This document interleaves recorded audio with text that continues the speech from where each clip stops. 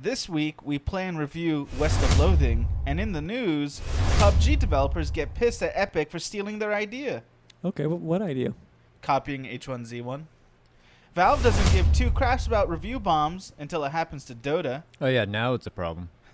It may have taken Square Enix 10 years to release Final Fantasy 15, but it'll take them another 10 years to finish it. And Pimax is gonna give it to you. And more. It's Game Club Reviews with News.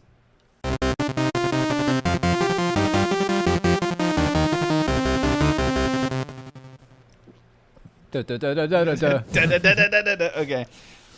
Enjoy some footage of West of Loathing while we cover the video game news of the week, and then at the end of this video we'll do a review of West of Loathing. So, first in the news, Chris. First in the news, we're talking about Valve. So, no, I haven't read anybody make this connection, but I'm making it, that all of a sudden review bombs became a big deal. What is that? What's a review bomb? When something happens in the news, like some developer pisses everybody off on Twitter, and what people do is they find that developer's game on Steam, Yeah. and they just review bomb it, just loads Even though of they haven't negative played it. reviews. This game sucks, period. In response to something they don't like happening in the news, and they review bomb it to bring down its scores and thus hurt its sales. Okay. So that's been happening a long time, and all of a sudden, when Dota starts getting review bombed because of the Half-Life 3 leak, and basically everybody knowing Half-Life 3 is never coming, Yeah. all of a sudden it's a concern Yeah, like of Valve's. gotta do something about These that. review bombs. And so they have come up with an answer to review bombing, I never. which is they're adding charts. So now when you go into the review section of Steam, not only can you see the reviews and the average score, but you can look at a chart at when the reviews went good or bad. Okay, so See, if it's been a 4.8 game for the past 3 years and now it's 2.2. Right. You'll know, oh, they got review bombed. Now we'll be able Alright. to track exactly when someone said something stupid Right. or that pissed people off. They should just have links to why it's being review bombed on Wikipedia. So, Chris, being a fellow Steam user, what do you think about this strategy overall for fixing the review system of Steam? I don't know. Doesn't seem like reviews should only be done by verified buyers anyway? Right. Right. That'd be nice.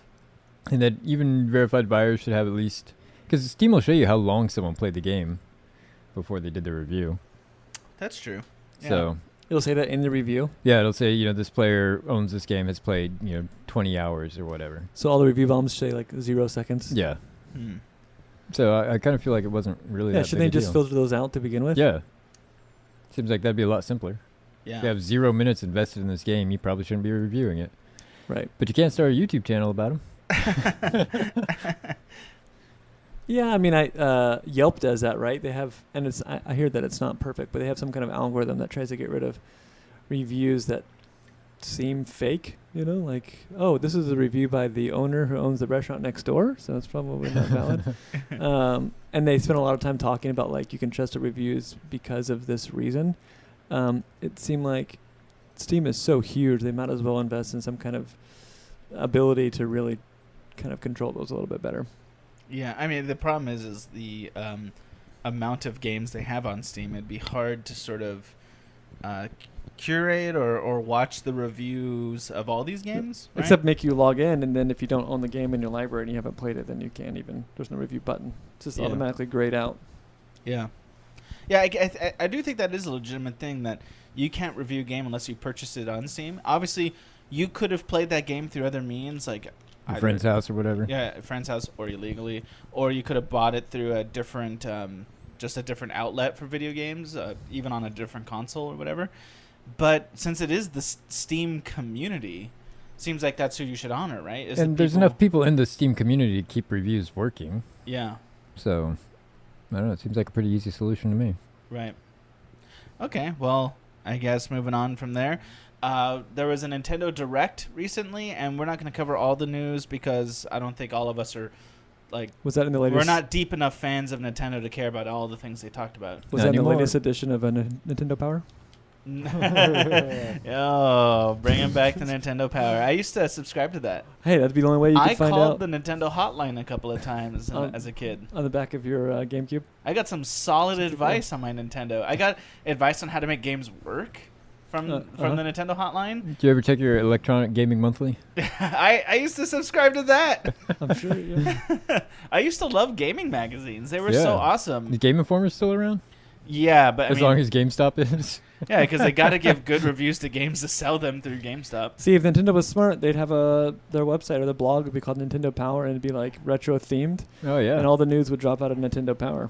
That's a damn See, good idea. Nintendo should hire you. Do marketing for them. Well, I've been telling they should come out with a new Game Boy, just e-ink screen or something. I mean, that's not high enough refresh rate, but no color, just a brick of a device. You know, just drop it and lose it in your grandma's attic for 16 years, and it still works. Anyway, so no, to answer your question, that wasn't really a question. Nintendo Direct they're roughly quarterly videos that they put out. That's like it's instead of conferences, Nintendo does this usually, and it's just a very tight video presentation of like what to expect in the next few months to a year. Usually they don't. They're limited in how much they're gonna reveal at once because they do these a few times at least a year. And it's usually pretty soon coming stuff, nothing that's like 2019 or anything like that. Yeah. Anyway, so in the recent one, there's a bunch of stuff we're not going to cover. What I thought was particularly interesting, Chris, first of all, we got a release date for Skyrim on the Switch, November 17th. What? Like the Skyrim that came out in 2014? Yes. 2011. By the way, It came out on 11/11/11. I remember. Yeah. What the? Have you guys seen the pics of the Skyrim guy wearing Link's clothing? No. It looks so bad. It's there are already mods that look really good. Yeah, it's not. PC It doesn't version. complement that game at all. These really this terrible official mod by the company that is like the trashiest Link clothing you've ever seen. It's supposed to be the character that you never look at. You're supposed to look like Link. Well, no, because that game can be third person Skyrim. Right. Which is third terrible. person or first person. It was originally a first person game, and then third person was added in Skyrim. Yeah, that's right. Yeah, you turn that crap off as soon as possible. Because Morrowind was, I'm pretty sure if I remember right, It was first person. only. Yeah. I think Oblivion they added where you could switch back and forth. Okay.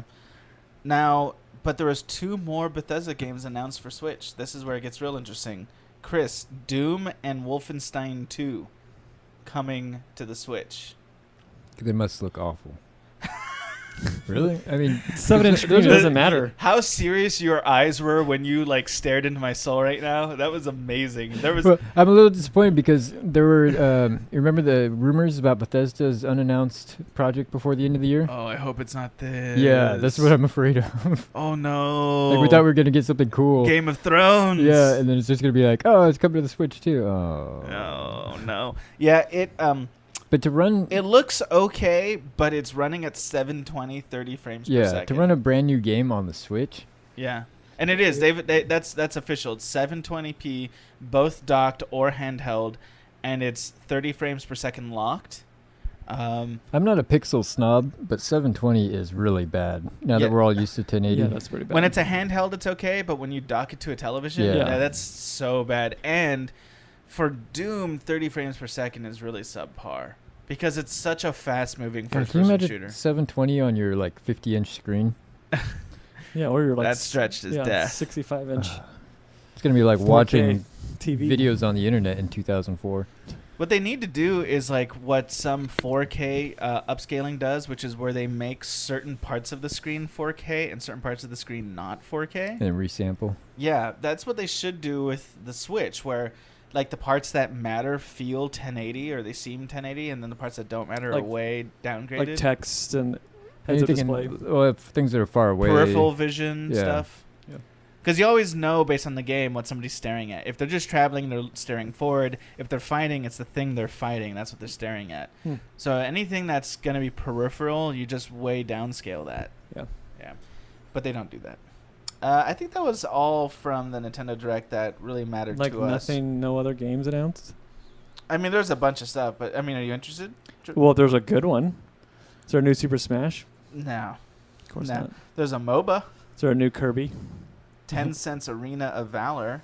Kirby ate me. There to is try a and take my Kirby game. power. I don't think it was announced so much as just further news. It's called Kirby Star Allies. Oh, it is a new game. Yeah, so a new game, Kirby game called Kirby Star Allies. It's comes out With January friends? 19th. Like Kirby and Friends? I guess so. I played Super Smash, and then right after I played Bomberman the other day, I'm like, why isn't Bomberman a character on Super Smash? Like, that's a really big missed opportunity there. Was he ever a character? I feel like there was No. some kind of bomber character. Sounds like a great idea, but it was not. Oh, okay.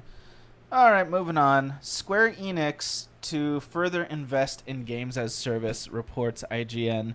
And I kind of made that joke about Final Fantasy 15 not being done for 10 years. So what's going on is, obviously it took a long time for the game to be made, but they keep releasing DLC, and they announced just recently, or they didn't announce, but they said that they expect to see multiplayer-minded games. Actually, I'm reading this incorrectly. So, without trying to find the actual quote, what they announced is they're seeing that Final Fantasy 15 is being played more as a multiplayer game now than it is as a single-player experience. And so they want to turn Final Fantasy 15 into a service where they just keep dumping different experiences upon it. So it's like Windows 10. It's the Windows 10 of video games? Yeah, where there'll never be a Windows 11, but just keep upgrading. Yeah, until there is a Windows 11 because they realize 10 is a broken piece of mess. Didn't they do a Final Fantasy that was online only? 11? They've done two of them, Final Fantasy 11 and Final Fantasy 14. Yeah, both were online. But those are proper MMOs, whereas this is more like they have an established world where they'll just add whatever they want. So there's a chibi version of the game that was put out in cell phones. And it's kind of what GTA 5 has done. Right. They're trying to be GTA 5. That's a really good way of explaining it. They added a real-time strategy game, it looked like. I only saw advertisements for it. Added it to what? To the actual gameplay of the original To the world. As like a mode in the game. Okay. There's a VR experience coming out. There's a fishing game coming out. There really is. Okay. There really is, guys. It's so bad. Golf and billiards. Entourage anime fishing. It really is Entourage, the video game, isn't it? The way they're dressed and the way they all hang out together. All right. So I wanted to talk about this thing. I talked about Pimax gonna bring it to you or give it to you. Pimax? Pimax? Is it Pimax? I have no idea. It's a Chinese company, so... Pimax? Who Pimax? Pimax. So this is gonna be the world's first 8K VR headset. Yeah. Yeah. So we want to just encourage anybody listening or watching to head over to Kickstarter and find in the project section the Pimax 8K VR. They already blew up their funding goal. Yeah. What was did it, they like want and what 200,000? have they earned? I don't know, but I click on it, we stop recording, so... Oh, okay. Never mind. But yeah, It looked like it was like 250,000, and they already had over $1 million, like 1.3 million. Initial goal of 200,000. Oh yeah, I Okay. got $1 million here. They've made $1,020,000 so far. Yeah, so it's two But why is 4K this important? I headsets. mean, because we understand what 8K is. It's a way bigger 4K. I mean, but technically, it's what not. else is The cool thing important? about the Pimax headset is that the field of view is huge. Right. They're saying 200, I've heard 205 degrees-ish. Yeah. So you And what have, was it before? I think the Vives and the Rift and PSVR are all in the neighborhood of like 100 to 110. Yeah. So if people don't understand what we're talking about, when you put on a VR headset, you have two little screens in front of you. And when we're talking about field of view, it's how wide are those screens? How far past your retinas do they get? Yeah, like how much bezel Yeah, is and in your VR screen. And a lot of people complain that there'd be black bars on the left and the right because our vision wasn't completely covered by these little screens. Because we can see what, like 160 degrees or something like that? Yeah, I don't know. I don't remember. Whereas this is dealing with that issue, providing a VR headset with a ton more width. It basically fills up all of your eyesight Right. Yeah. with screen. So that's great news. And, Yeah, and that's it's awesome. 8K, which 8K, is and they're saying you're going to huge. need a serious, like at least one 1080 Ti, maybe two. Oh my gosh. But that's all speculation because it's not out yet. Maybe two, one per eye. So maybe three. So I've I heard mean, some people 8K say is, maybe two. is kind of, it's two 4K screen, one 4K screen in each eye.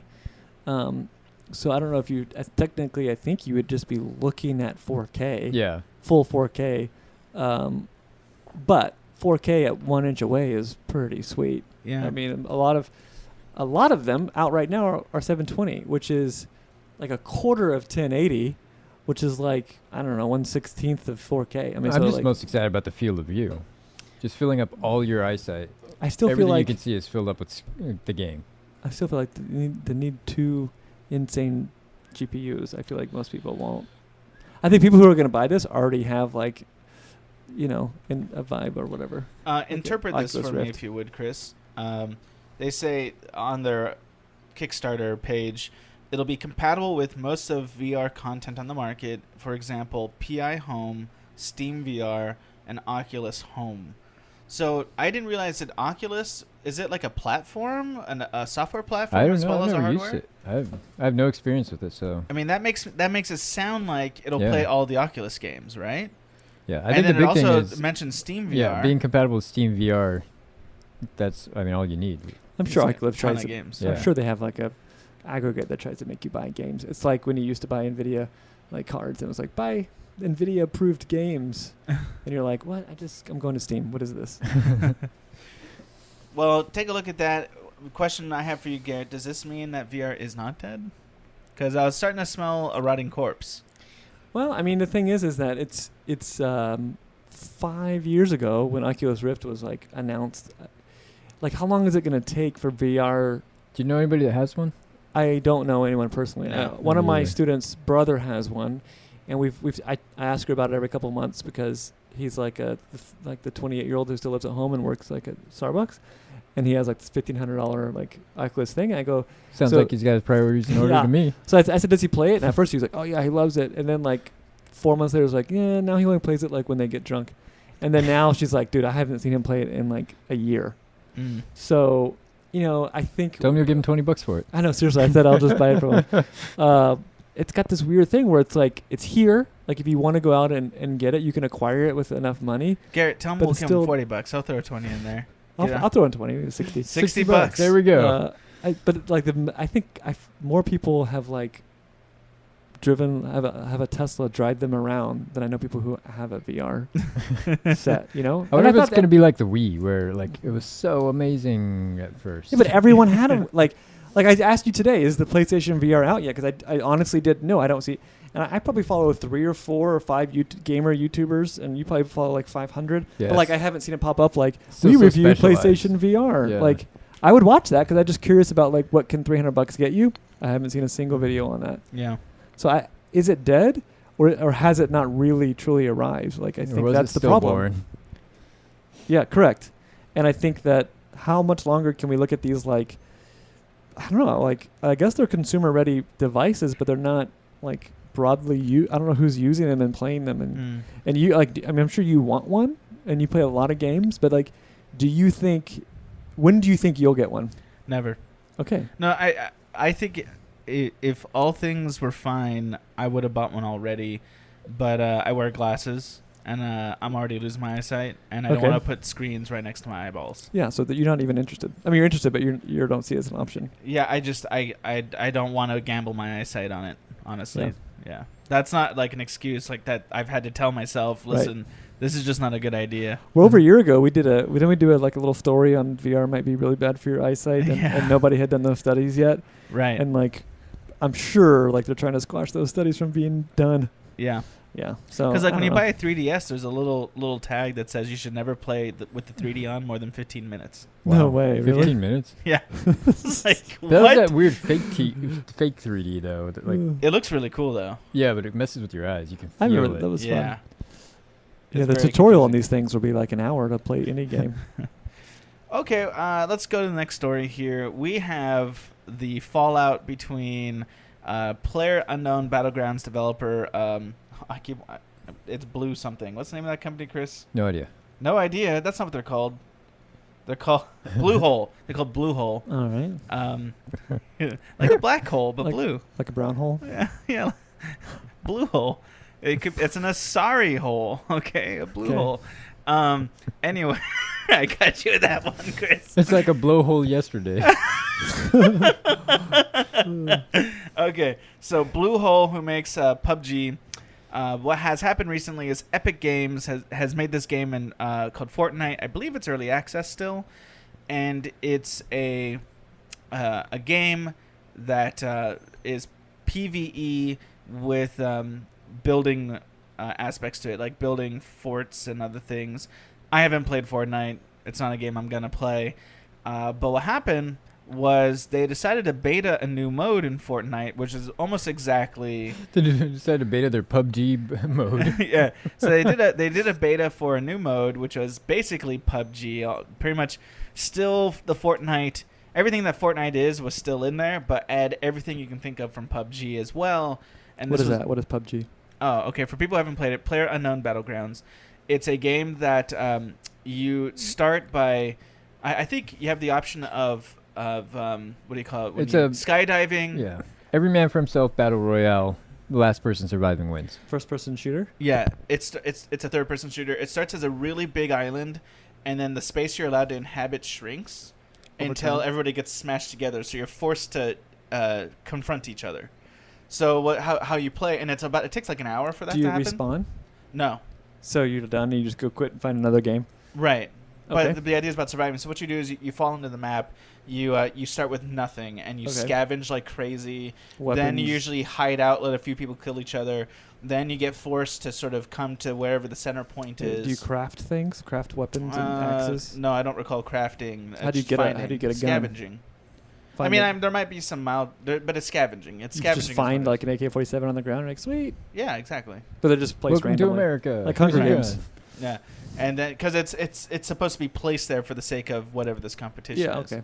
And then you end up getting forced into a more narrow map until somebody eventually is the last survivor who wins the whole thing. Sure, that's cool. That's pretty cool. And it's huge. It's blowing up. There's millions of I wanna copies play that have that been right sold. now. It's not even finished. It's not technically a released game. It's an early access game that's sold over 5 million units or something Yeah, like that. that's- It's nuts. It's like Anyway, StarCraft.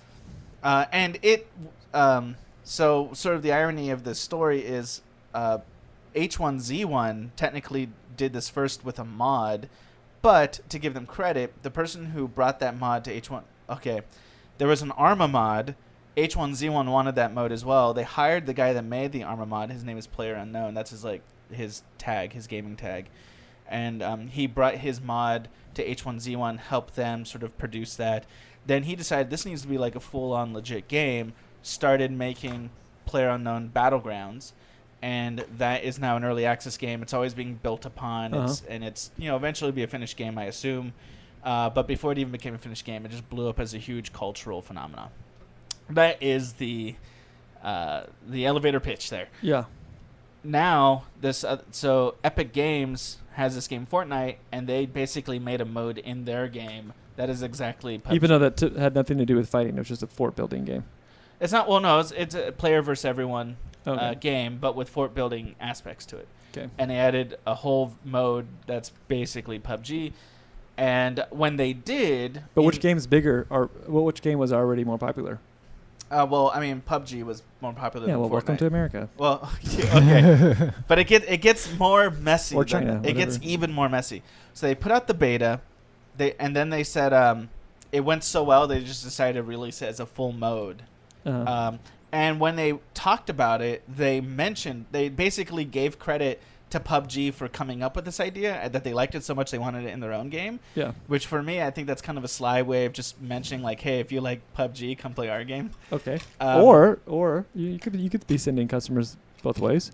And then this all led to the developers of PUBG putting out this announcement. And I'm just taking a few quotes. And I couldn't find the original press release. It wasn't put out anywhere that I could find. So I'm getting quotes from the press release from IGN.com. It states, "We've had an ongoing relationship with Epic Games through PUBG's development, as they are the creators of Unreal Engine 4. So Okay. the people that make Fortnite are the people that make Unreal Engine 4 that they license For PUBG. for PUBG. The engine we license for the game. After listening to the growing feedback from our community and reviewing the gameplay for ourselves, we are concerned that Fortnite may be replicating the experience for which PUBG is known. We have also noticed that Epic Games references PUBG in the promotion of Fortnite to their community and in communications with the press. This was never discussed with us, and we don't feel that is right. The PUBG community has and continues to provide evidence of the many similarities as we contemplate further action." So they're basically saying this isn't Right, they cool. copied our game. I wonder if Epic can pull their license. That'd be crazy. I'm sure. Well, I There's think there's Probably some kind of contract Yeah, where they there's a can't contract. because they paid for it. I think we all knew that somebody was going to make their own version of PUBG I don't think it was very I smart. bet there's a dozen of them already on Steam. Right. I don't think it was very smart for Epic Games to do it, since they're in a license agreement over the Unreal Engine 4 with PlayerUnknown's Battlegrounds. It's like, Yeah. hey, we're going to license these tools to you so you can make your game. That's a cool game. We're going to just copy it. Like, that seems like an ugly business practice, right? Right. Now, people are pretending like not Frostbite, Fortnite is sort of like the underdog in this argument, because it's a smaller game. And they're like, and PlayerUnknown's Battlegrounds is this huge game. But here's some other things to sort of complicate the conversation. PUBG was made by a company that was not known by anybody 6 months ago. They're the real independent developer here. Right. And Epic Games is owned by Tencent. It's like one of the biggest Chinese conglomerate video game companies there is. And they license their Unreal Engine 4 to all kinds of people and profit from it. Technically, they profit from PUBG. Yeah, they don't need this. Right. Right. So, there's a way to look at it both ways. Chris, what do you think about all of this mess? I don't know. It's messy, right? Right. Like, I don't even know what to... Yeah. I haven't played PUBG yet. I probably will at some I've point. played it some. A lot of fun. I wouldn't play Fortnite now because of this. Okay. Oh, sure. If you got to pick between the two. Yeah. But other than that, I mean, I'm still going to use Unreal Engine. It's a great engine. Yeah, you've actually developed in it a little bit, Yeah, right? I played with it. I like it. I like it better than Unity because I can't write code to save my life. So. But yeah, I mean, what can we really do, any of us, other than pick one and boycott the other, I guess. We can't even, like, review bomb on Steam anymore. And you can't boycott Unreal. You know how many games are made on that? Yeah, like, pretty much half the games out there. Yeah.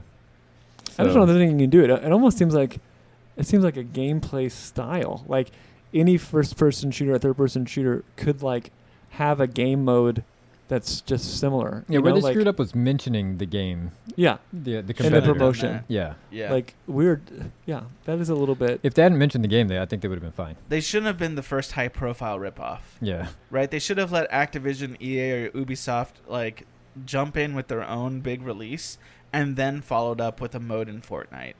Because, like I said, they have that license agreement. That seems like such a bad business move. It seems weird that the people making the engine are also competing with people licensing their own engine. I mean, that's always been weird with video game engines. Right. But like with the Far Cry or not Far Cry, Crysis, and the Crysis into the Cry engine.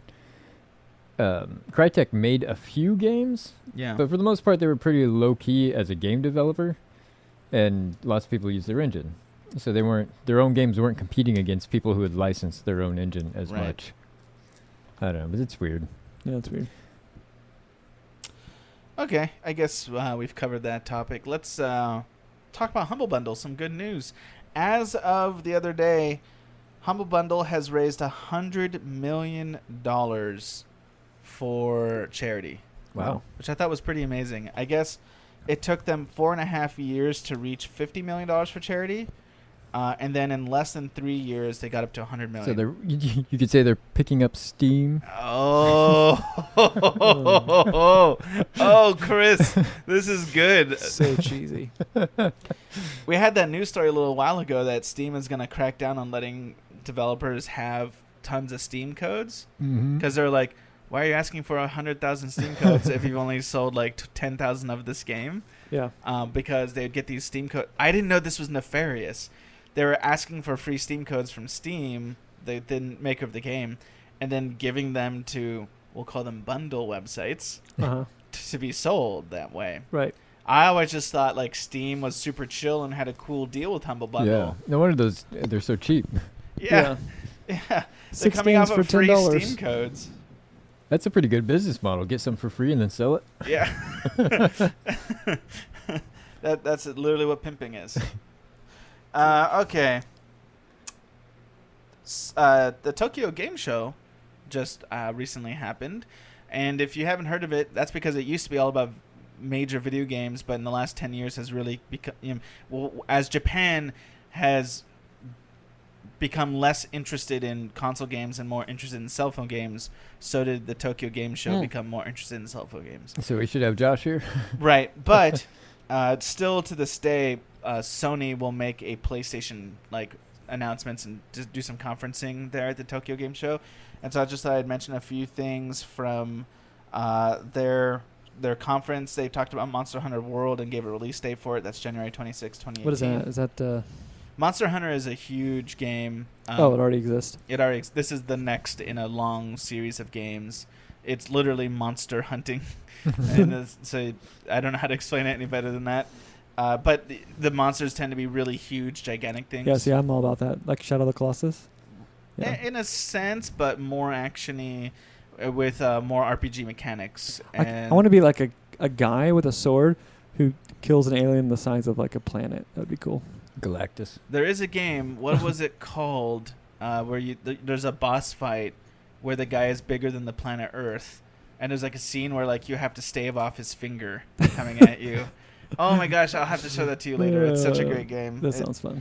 Shadow of the Colossus, the Hey! PS4 complete remake there's a trailer put out. So they recently did a collection of Eco and Shadow of the Colossus, and they were kind of just jazzed up a bit, kind of polished up. Yeah. But now they've announced that there's a full, like from the bottom up remake of Shadow of the Colossus being made. I think Slick new graphics I really and just want a sequel because there's lots of issues with that game. But I guess the remake would fix those issues, and I might play the entire game over again for a fourth time, but I might just not. How much you want to bet it's exactly the same game with better graphics? Well, the issues were like, like the camera would turn right when you tried to jump for something and you'd fall every single freaking... So you literally would have to aim like, okay, I'm going to aim 4 feet right of that ledge. Oh, look, I made it. Like, did you play The Last Guardian? No. Do you know about this game? Yes, and I want to play that one too, but yeah, I don't have a PS4. But the upshot of it is it was still the same problems, the same mechanical issues. Oh, really? What is that? Made by the same people? Exact same people, same director. Get with the program. Like, the camera should lock. Like, I don't know. It's weird.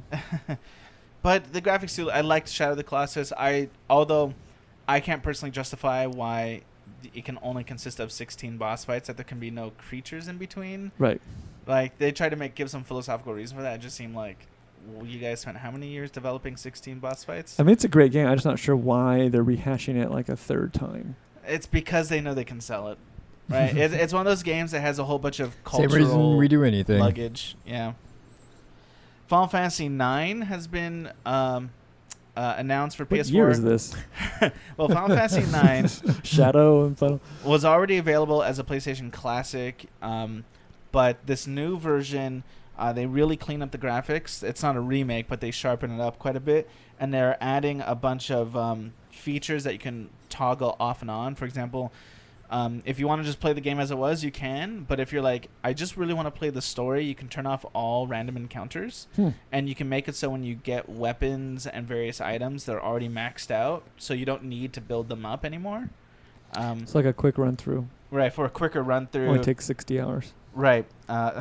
Well, probably only 60 hours. It was probably about a 50-hour game. Oh, okay. Yeah, because I think I beat every Final Fantasy in the 40s, in the early 50s hours marks. I mean, you can play them for about 90 hours, but that's trying to do everything in the game, which is always unnecessary for Final Fantasy. Zone of Enders. Anybody ever play the second Zone of Enders game? Nope. Oh my gosh. By far the best mech game ever. It was a fast mech game. Fast nice. And stylish. They're bringing this back. The graphics look way sharp, way good looking, and it's VR. So you can be VR in a fast mech. How cool does that sound? That's cool. Yeah. So all of the announcements are either remakes or sequels. To continue on that, Dragon's Crown is coming to PS4, which was a PS3 and Vita game. Dragon's Crown is... imagine playing Golden Axe, except with RPG mechanics where you can build up your characters over time, leveling, adding to them, but essentially you're walking through side-scrolling levels, beating things up. Awesome game. Sounds cool. So Dragon's Crown, strange proportions on the men and women. Like the muscles are gross big, and so are some of the female body parts. Like not even like to the point where like it's beyond what would be considered sexual. It's just like that is grotesque. So enjoy that while you play that game. And I think that was all the news from TGS PlayStation that I cared about. That sounds so funny. Like PS3, we're remaking a PS3 game for PS4. It's like still 1080p, but they all have new like it seems so funny to like remake It's like one Hollywood is generation infecting away. video games. We're just gonna Like- remake everything. Yeah, but that'd be like remaking a movie that came out 3 years ago. It's like that'd be like Avengers, like the remake. Like You like Spider-Man? Touche. You're right. Just like right, it feels just like Spider-Man. Like remember that Spider-Man movie that came out 4 years ago? Well, we're making it again. All right, Garrett and Chris, let's talk about this game, West of Loathing. West of Loathing. Yeah, when did this game actually come out? It looks like it was featured at PAX 10. August 10th. Oh, so it's a fairly recent game. I Yeah. thought we were playing kind of a game that had been out a bit. No, it's only a month old. Despite its appearances at first, this thing is getting an 88 on Metacritic, which is Killing it. quite a feat. Yeah, Because Metacritic's all full of angry people. like us. Yeah. Let me read the game description. I think that's a good opener. This is from their Steam page. It says, "Say howdy to West of Loathing, a single-player slapstick comedy adventure role-playing game set in the Wild West of the Kingdom of Loathing universe. Traverse snake-infested gulches, punch skeletons wearing cowboy hats, grapple with demon cows, and investigate a wide variety of disgusting spittoons. Talk your way out of trouble as a silver-tongued snake oiler. Plumb the refried mysteries of the cosmos as a wise and subtle bean slinger, or let your fists do the talking as a fierce cow puncher. Explore a vast open world and encounter a colorful cast of characters, some of whom are good, some of whom are bad, and some of whom are ugly." Anyway, that's a great write-up. What it really is it's definitely a point-and-click adventure with a turn-based fighting game mechanic. I didn't notice this one before. In the features, liberal use of the Oxford comma. Yeah, that's really good. I would say if I was going to try to describe this to the modern gamer, the person who doesn't have a long history with adventure PC games, I would say this is South Park Stick of Truth as far as gameplay goes. Clicking around, clicking on things, collecting stuff, doing a lot of Reading. fetching, right, and sort of grabbing this item to use it in this context, and then fighting along the way in a turn-based, pretty simple turn-based fighting mechanic, like almost like an early Final Fantasy, like Final Fantasy 1, 2, 3, somewhere in there. And it's really good. The art is a lot different though. It's all white background with Stick figures. Monochromatic, and It's very silly. yeah, very silly, very self-aware. A lot of sort of deadpan humor in it. Like, we walked into that one room where there's a bunch of TNT next to a fire, and he's like, "Why is there TNT next to the fire?" It's, strangely enough, one of the biggest compliments I can give it is I really like its sound design and its soundtrack. Yeah, they did such a good job with that, didn't they? Yeah, it's strange that you're playing a game full of stick figures. The But graphics are so minimal. Right, the graphics is so minimal, but the sound design is so, like, turned up to 11. Yeah.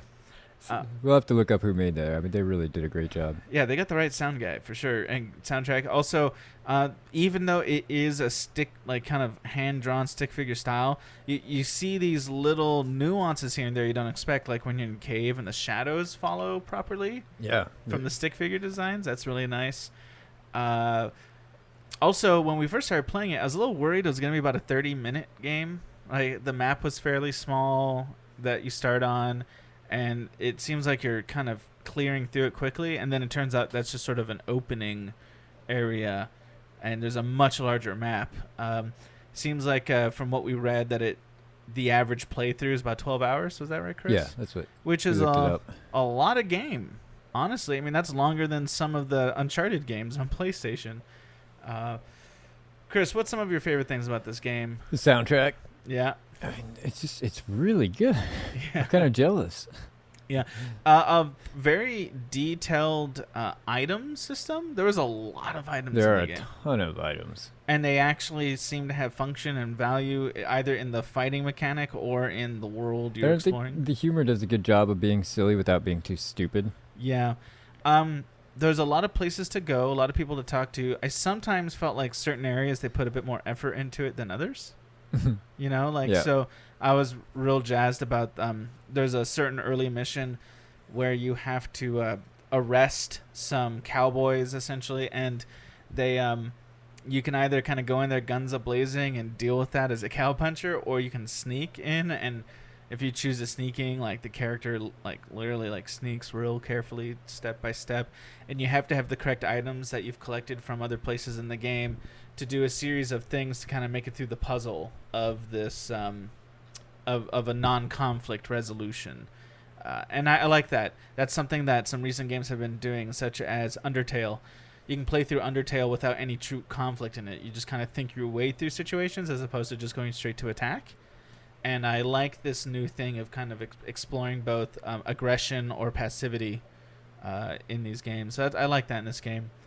I think 12 hours of monochromatic stick figures would be a bit much for me, to be honest. Wear on you a little? Yeah, it really would. Also, there's quite a few areas, like I said, some are more detailed than others. In some areas, you're kind of just clicking through them to find the 3 items they got, and then you're leaving. That's pretty weak. Although, on a positive side, there's a smart progression. Like when you go into a new big area, new map, it's fairly blank, and you have to find maps, talk to certain people to open up spots. So it does a good job of sort of doling out progression at a good pace. The fights were actually pretty good, considering. Simple, but good turn-based mechanics. You have certain attacks that are powerful, but limited in their scope, only hurting one person. Then you have attacks that are wider in scope, but hurt people less overall, but you get a bunch at once. And then you can pick up various items that can be used in battles, and various upgrades can happen. We played as the cowpuncher, so our character was meant to get into fights, which is funny because I kept on trying to use the passive options on things. I think I should have been the... So diplomatic, James. Yeah, I should have been the bean slinger, probably. That's the one who tries to get around things. Let's see, what else? What am I missing here, Chris? I think you pretty much covered. I mean, Yeah. That's pretty thorough description. Yeah, it cost $10.99. $10.99, which is cheaper than the $19.99 that everybody else seems to have gone to. Yeah, so $10.99 is the new $4.99. Yeah. It seems like. I remember you once saying the rule of... I want $1 or for an hour of gameplay for every $1 I paid. Right, and this beats that. It gives you an hour more than what you paid. So our usual way of reviewing things is we'll either say, don't buy it, not worth playing, or we'll say, buy it when it goes on sale, right, deep sale, or thirdly, we'll say, purchase it at the price right now, it's totally worth it, or purchase it and go the extra mile, buy a soundtrack, buy a DLC, kick cash to the developer, whatever. So, Chris, where do you think you're standing on that? I don't know if it would have the staying power. You know, the novelty, the humor, the stick figures, it's all fun.